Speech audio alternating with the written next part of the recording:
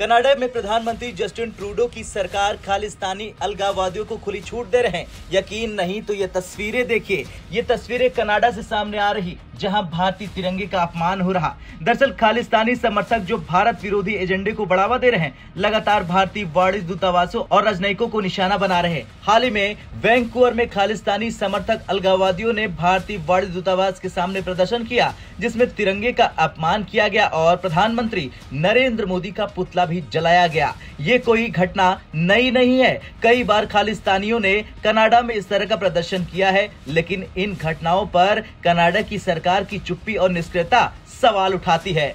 Canada की सरकार द्वारा खालिस्तानियों के खिलाफ कोई सख्त कदम न उठाना इस ओर इशारा करता है कि कहीं न कहीं इनको खुली छूट मिल गई है। हालांकि भारत सरकार लगातार इन मुद्दों पर कनाडा से अपना रुख स्पष्ट करता है और वो मांग करता है कि इस तरह की हरकतें कनाडा में न हो, लेकिन कनाडा की ओर से कोई ठोस कार्रवाई देखने को अब तक नहीं मिली। खालिस्तान आंदोलन का बीज 1980 के दशक में बोया गया था, जिसका उद्देश्य था भारत के पंजाब राज्य को अलग देश के रूप में स्थापित करना। इस आंदोलन ने भारत में हजारों मासूम लोगों की जानें ली और देश को लंबे वक्त तक आतंकवाद का सामना करना पड़ा।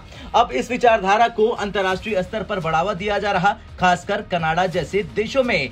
यहाँ पर खालिस्तानियों को अपने भारत विरोधी एजेंडे को फैलाने के लिए मंच और संसाधन मिल रहे हैं। कनाडा में बसे कई खालिस्तानी भारतीय समुदाय के नाम पर अपनी जड़ें मजबूत कर रहे हैं और लगातार यहाँ के भारतीय राजनयिकों और संसाधनों पर हमला कर रहे हैं। खालिस्तानी गतिविधियों की वजह से कनाडा में भारतीय राजनयिकों के लिए खतरे की स्थिति उत्पन्न हो गई है। वैंकूवर की घटना इस बात का ताजा उदाहरण है, जहाँ खुलेआम भारतीय झंडे का अपमान किया जा रहा और भारत के खिलाफ नारेबाजी की गई। इसके अलावा खालिस्तानियों ने कनाडा की सरकार से भारतीय वाणिज्य दूतावासों को बंद करने की मांग की। ये घटनाएं भारतीय कूटनीतिक मिशनों की सुरक्षा को लेकर गंभीर सवाल खड़े करती हैं। भारत सरकार ने पहले भी कनाडा से इन गतिविधियों पर लगाम लगाने की मांग की थी, लेकिन इसके बावजूद कनाडा की सरकार की निष्क्रियता ने हालत को और ज्यादा गंभीर बना दिया है। कनाडा की सरकार पर सवाल इसलिए भी उठते हैं क्योंकि वे लगातार खालिस्तानी आतंकियों के खिलाफ सख्त कदम उठाने से बचते रहते हैं।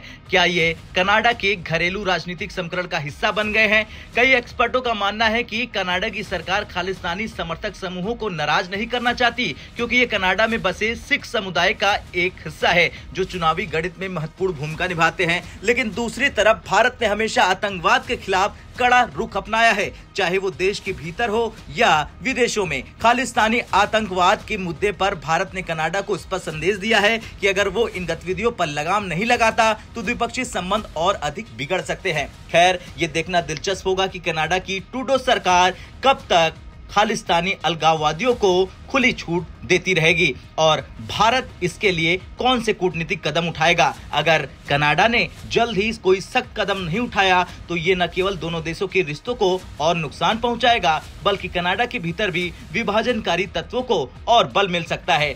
और ये कहना कहीं से गलत नहीं होगा कि खुद का घर जलाकर दूसरों की रोशनी का सपना देखना असंभव है। ब्यूरो रिपोर्ट, भारत तक।